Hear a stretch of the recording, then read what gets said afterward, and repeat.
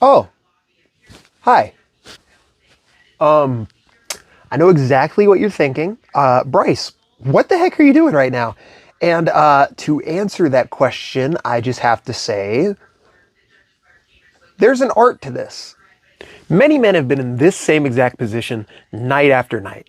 And although losing a lot is pretty much a very bad thing, it's not necessarily a bad thing for the men I'll be talking about today. These guys were called on to do one job, make someone else look good, and they did exactly that. But every once in a while, these guys who would eat pins night after night would leave a long-lasting legacy on the wrestling business. And I'm here to talk about that exact legacy here today.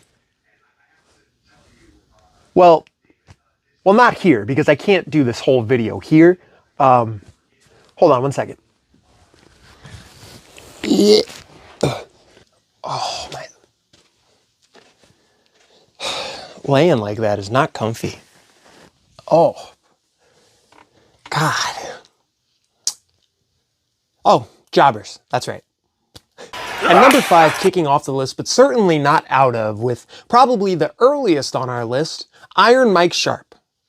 Sharpe came from a legacy of wrestling as his father and his uncle were a successful tag team in the 1950s, recognized as the champions from San Francisco all the way to Japan. He grew up in California, but moved back with his mother to Canada when he was a teenager. In high school, he dabbled in boxing and weightlifting before choosing to follow in his father's footsteps. In February 1983, Sharpe entered the World Wrestling Federation, where he would stay until his retirement in 1995. He was a regular of WWF programming throughout the mid-1980s and early 1990s. He was announced and self-proclaimed as Canada's greatest athlete. In 1984, Maclean's verified Sharpe's claim to the title of Canada's greatest athlete, which he held until 1990 and was further distinguished by his near-constant yelling and grunting throughout his matches, as well as a black brace on his right forearm, supposedly protecting an injury, but more wildly believed to be containing a foreign object. Initially in his WWF career, he was managed by Captain Lou Albano, and received a sizable push, regularly defeating jobbers and smashing them with his forearm. This culminated on April 30th, 1983, with a match against the world champion Bob Backlund at the Philadelphia Spectrum, where Sharpe was defeated and would never reach such main event heights again. In fact, Sharpe would never even hold a title for the promotion, and was primarily used as a jobber to rising WWF stars in television tapings. While Sharpe's television appearances were normally as the role of a jobber, and victories even at house shows were rare, he chalked up quite a few untelevised victories between 1984 and 1988. Sharpe had a few memorable moments in his career. He appeared on Piper's Pit in 1984. They're skeptical. They're sitting there eating potato chips, weaving baskets, and they say they'll call you a name like Wimp. In 1987, he had a little bit of a comeback as the opposition to Ivan Putski in a match at Madison Square Garden, and pinned Boris Zukov to reach the second round of the 1988 King of the Ring. And though he wrestled as a heel in the WWF, Sharpe was also the tag team partner of Hulk Hogan during a tour of Japan against stars of New Japan Pro Wrestling in early 1984. Sharpe also competed briefly as a fan favorite in late 1988, with televised victories over 2 more guys who will also be on this list. Sharpe also wrestled in New Japan Pro Wrestling and the Continental Wrestling Association in Memphis during late 1984 and 1985. Holding their NWA Mid-Atlantic Heavyweight Championship, in 1991, Sharpe didn't even wrestle for the WWF. Instead, he worked in New Jersey and Germany. His last televised match was on June 6, 1995, in a losing tag team effort to the Smoking Guns. Number 4. So what happens when you take a WWE enhancement talent and you put them in the land of extreme? You get Colin Delaney. Delaney was first beaten by Shelton Benjamin on the December 18, 2007 episode of ECW. On the January 8, 2008 episode of ECW, Delaney was beat again, this time by Mark Henry from the SmackDown brand. Delaney would also be squashed by Kane and the Great Khali. On the January 29th episode of ECW, WWE Tag Team Champions John Morrison and The Miz defeated Delaney in a handicap match.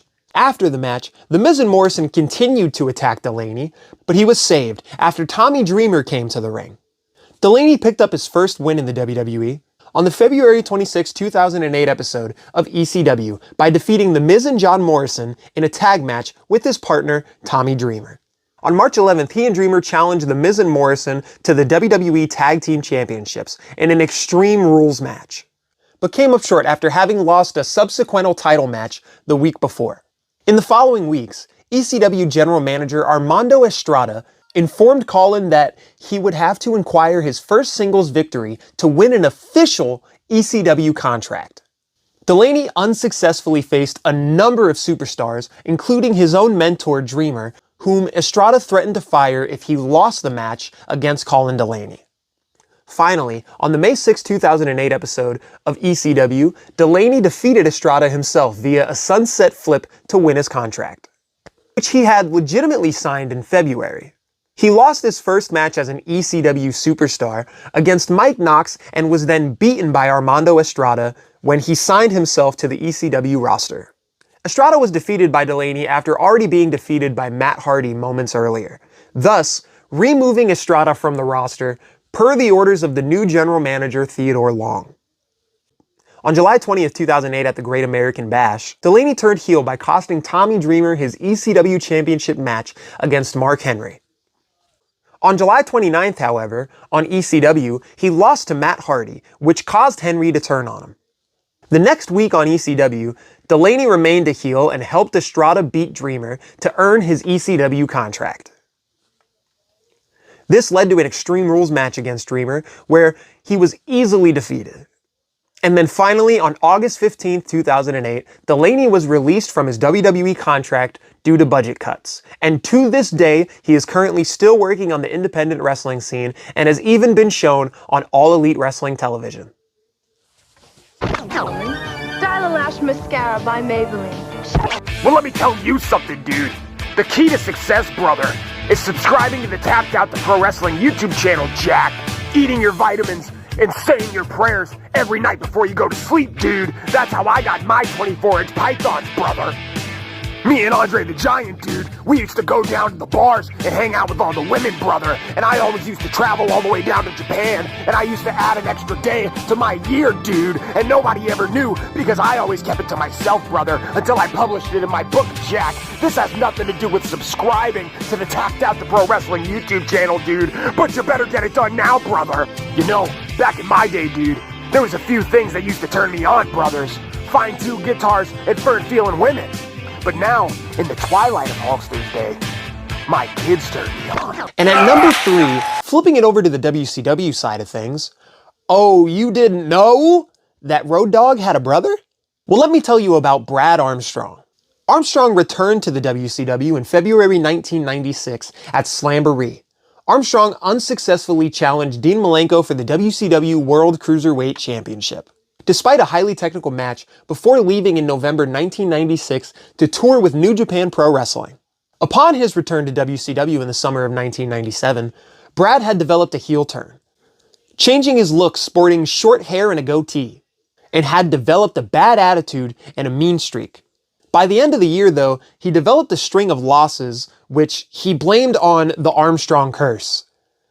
Which, that's another story for another time. He lost to Goldberg at Super Brawl during Goldberg's undefeated streak, and in 1999 he was repackaged as B.A., a member of the No Limit Soldier stable. After the group disbanded, he began a feud with Berlin, who attacked Armstrong's brother Scott and badmouthed the United States of America. The feud ran through Halloween Havoc, where Armstrong defeated Berlin. After Halloween Havoc, Vince Russo forced Armstrong to find a gimmick. He was later given the gimmick Buzzkill. As a hippie with a tie-dye t-shirt and a take-off of his brother Brian's gimmick, the Road Dogg, as Buzzkill, Armstrong used an entrance theme similar to the New Age Outlaws.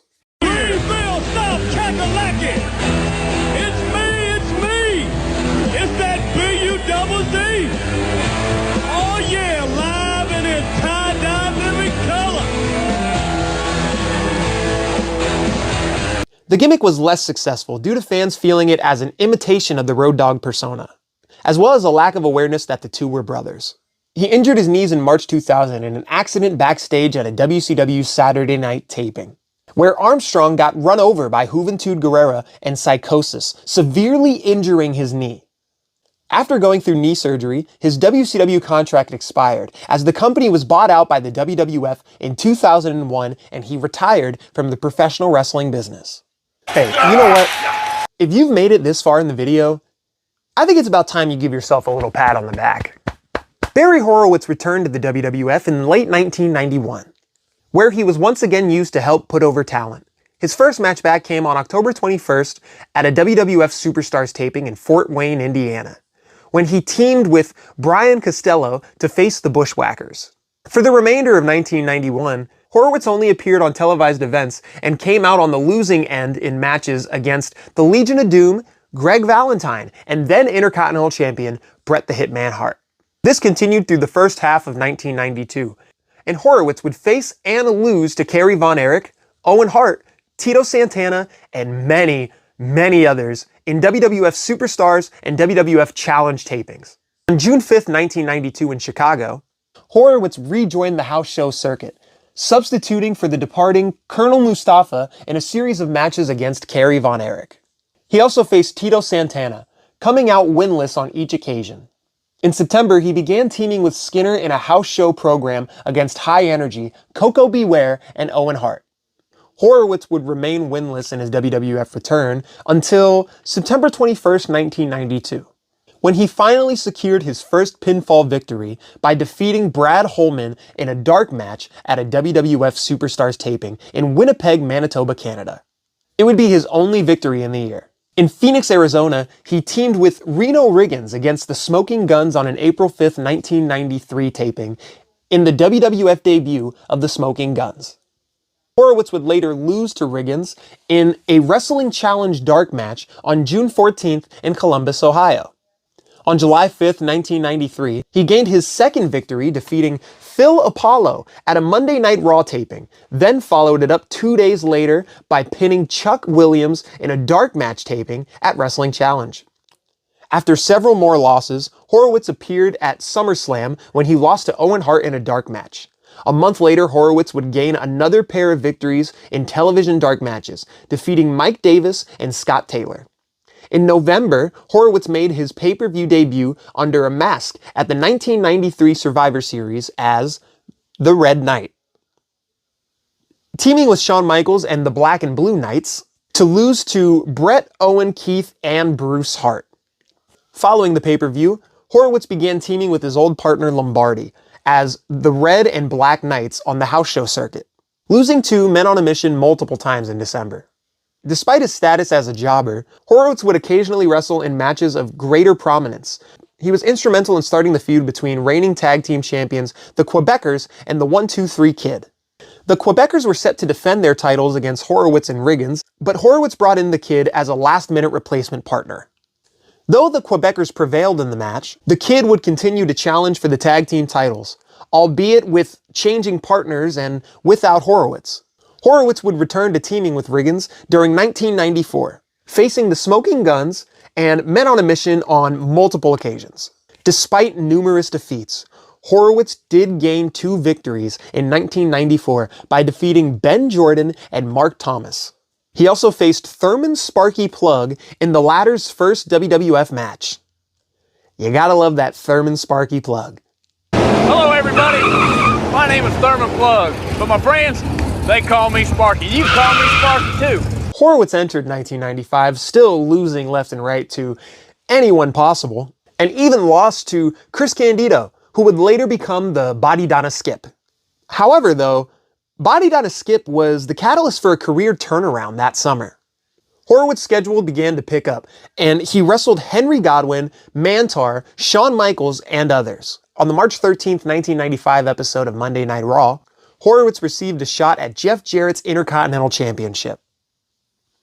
It was a competitive match, but Horowitz lost via submission to Jeff Jarrett's Figure 4 leg lock. On May 25th, 1995 in Manitoba, he began a house show series against Skip of the Body Donnas, losing to him all 7 times. Now, if losing to somebody 7 times in a row isn't putting somebody over, then I don't know what is. And number 1. Now, I'm sure we all know who this is going to be. I mean, come on, isn't it obvious? If you guessed Bruiser Mastino, well, you got it right. Steve Lombardi made his debut as the Brooklyn Brawler. The Brawler character was that of a Street Fighter thug wearing battered jeans and a torn New York Yankees t-shirt. Which was ironic because the Yankees played in the Bronx and were hated by many Brooklynites when the Dodgers played in the borough until moving to Los Angeles in 1958. Under the tutelage of Bobby the Brain Heenan, the Brawler entered a feud with the Red Rooster. When the Red Rooster left Heenan's villain group and became a fan favorite, Heenan had stated that he had made the Rooster a star and could do the same with anyone in the WWF. The Red Rooster defeated the Brooklyn Brawler on Saturday night's main event, and then Bobby Heenan at WrestleMania. The Brawler was defeated again by the Rooster on the May 20th, 1989 episode of Superstars of Wrestling. His alliance with Heenan then phased out. Though in storyline, Heenan said it was an amicable departure, and Heenan continued to speak highly of the Brawler whenever he was in a match. Lombardi soon returned to his former enhancement talent status, and won only 5 more matches, against Tom Stone, Jerry Monty, Paul Roma, and Al Perez for the rest of 1989. However, he retained the Brawler gimmick, a role he utilized throughout his career, now firmly re-established as an enhancement talent. 1990 marked a first for Lombardi when he wrestled his debut match at a pay-per-view. At the 1990 Royal Rumble, he was defeated by Paul Roma in a dark match, which marked the first of several pay-per-views where he worked in the opening dark match to warm up the crowd. After sustaining numerous defeats to upper-level talents such as the Intercontinental Champion Ultimate Warrior, Lombardi finally gained a measure of revenge by pinning the Red Rooster on March 18th in Calgary, Alberta, Canada. He began a winning streak against the Rooster, who soon departed the WWF. Lombardi wrestled the dark match of WrestleMania VI, losing again to Paul Roma. After another long string of defeats to Roma, Hillbilly Jim, Tugboat, and others, Lombardi earned a smattering of victories in May against Martin Roy, Jim Bronzell, and Brady Boone. During the summer, he engaged in a house show series against the newly arrived Shane Douglas, but was turned away in each encounter. The two wrestled in the dark match of SummerSlam 1990. On October 9th, Lombardi faced Davey Boy Smith in his first ever match back from a 2-year hiatus. And in December, he would go on his first trip overseas with the WWF as they joined forces with the Super World Sports Promotion in Japan to promote WWF in Japan. On December 6th in Hajime, Japan, he teamed with Nobuyashi Sagawara to defeat Biff Wellington, Roadblock, and Masao Orihara.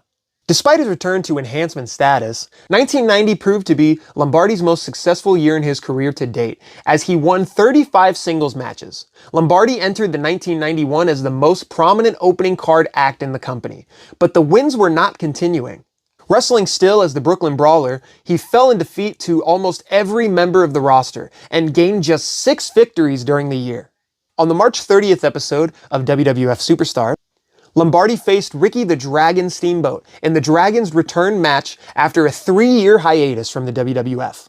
On the May 28th episode of WWF Superstars in a dark match. As well as Vic Steamboat wrestling as Jesse Bolt in another dark match at the July 29th WWF Superstars taping. In August, Lombardi would yet again travel over to Japan as yet another WWF SWF tour. And throughout the tour, he would be teaming with Rick Martel. The following month saw Lombardi engage in his first feud since 1989, when he became part of a short angle with newcomer Big Bully Busick to determine who was the true bully of the WWF.